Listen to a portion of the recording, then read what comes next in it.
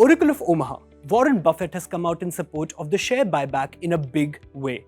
In his annual letter to the shareholders of Berkshire Hathaway, the market veteran called the critics of share buyback economic illiterates or silver-tongued demagogues. But what caused Warren Buffett to defend share buybacks so ferociously? There are some arguments whether share buybacks are good for the economy in the first place and whether or not these executions of the buyback are done in a fair manner. Critics say the money used for share buyback would be better spent elsewhere. Meanwhile, proponents say that the buybacks are putting money right where it belongs, in the hands of the shareholder. So let's decode the debate around share buyback and what SEBI is doing to make sure that the process is fair for you, the investor. But before that, don't forget to share, like and subscribe to the Money Control channel. Let's start with Warren Buffett's letter to Berkshire Hathaway shareholders. In the letter, he wrote, and I quote, "When you are told that all repurchases are harmful to a shareholder or to the country, or particularly beneficial to CEOs, you are listening to either an economic illiterate or a silver-tongued demagogue." He further added, "The math isn't complicated. When the share count goes down, your interest in our businesses goes up."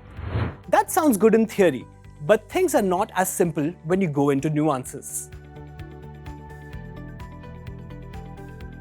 The debate around share buyback is based on two key concerns: the company's intention behind the buyback and the transparency in purchase made from the shareholders. To understand the debate, we need to take a look at how share buybacks work. When a company is sitting on ideal cash, it can spend that money in the following ways.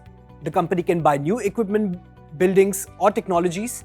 It can invest in research and development to produce new products and services. It can acquire other companies to increase market share. And lastly, it can even return money to shareholders via share buyback. In a share buyback, a company purchases its own shares from shareholders and extinguishes them, leaving fewer shares outstanding. This changes the math on the remaining shares in a key way. It boosts a metric called earnings per share, or EPS. EPS is net income divided by the number of outstanding shares. For example, the net income of company A is 1,000 rupees. And if the company has 100 outstanding shares, the EPS value will be 10. If the company decides to buy back 20 shares from its investors, the number of outstanding shares will now be 80.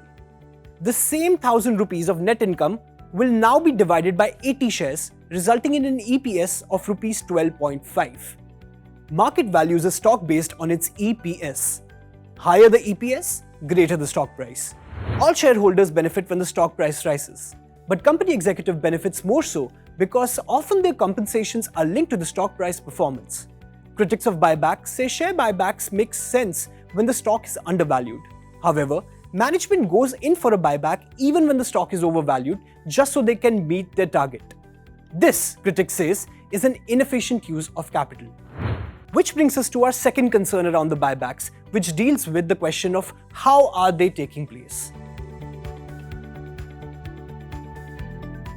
Buybacks have become a popular option for listed companies to spend excess money.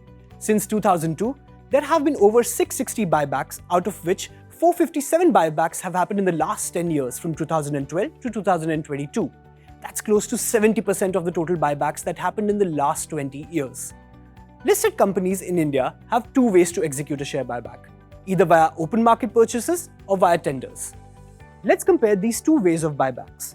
The primary difference between the two is that a company buys back shares directly from the shareholder via the tender route, while in the open market, this purchase is made from the market. Secondly, tender buybacks have fixed prices, while open market buybacks have varying prices, depending on the market and the stock is performing. And finally, 15% of the buyback is reserved for small retail investors if the buyback is done via the tender route. There is no such reservation for the retail investor in open market buyback. Experts say this is a key failing for the open market route. According to a KK Mistry-led committee set up by SEBI, under the open market route, there is a possibility of one shareholder's entire trade getting matched with the purchase order placed by the company, thus depriving other shareholders of availing the benefits of a share buyback. SEBI chairperson Madhabi Puri Butch believes that tender route is the more equitable route for buybacks. SEBI has picked out its favorite mode, and which is true, because we feel that the tender route is the more equitable route to buyback, and that the other routes are vulnerable to favoritism, let me say. because nobody really knows that in the exchange mechanism, when is the company going to come in order to buy back the shares, and only a few people may be aware of it, and benefits may flow to those few people. It is not an equitable mechanism. And in that context, we are therefore seeking to phase out the stock exchange route for buyback. Yes, SEBI has decided to phase out the open market buyback with effect from April 1, 2025.